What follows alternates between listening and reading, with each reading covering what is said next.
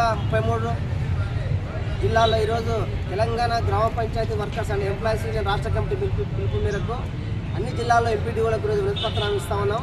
ప్రధానంగా నాగర్ జిల్లా కేంద్రంలో ఈరోజు ఎంపీడీఓ గారికి వినతిపత్రం ఇచ్చాం. కాంగ్రెస్ నూతన ప్రజాప్రభుత్వం అధికారంలోకి రాకముందు ఏదైతే హామీలు ఇచ్చిందో వాటిని వెంటనే అమలు చేయాలని, ఈరోజు మల్టీపర్పస్ విధానాన్ని రద్దు చేసి బ్యాంకు ద్వారా ఈరోజు అందరికీ వేతనాలు ఇవ్వాలని, గతంలో ఎంతమంది అయితే గ్రామ పంచాయతీలో పనిచేశారో వారందరినీ అదేవిధంగా కొనసాగిస్తూ వారందరికీ బ్యాంకు ద్వారా వేతనాలు ఇవ్వాలని మేము సందర్భంగా డిమాండ్ చేస్తూ ఉన్నాం.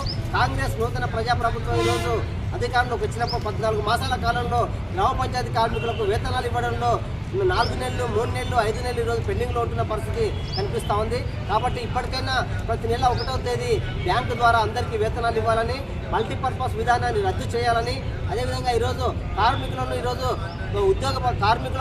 ఉద్యోగ భద్రత కల్పించాలని తెలంగాణ గ్రామ పంచాయతీ వర్కర్స్ యూనియన్ CIT గా మేము రాష్ట్ర ప్రభుత్వాన్ని డిమాండ్ చేస్తూ ఉన్నాం.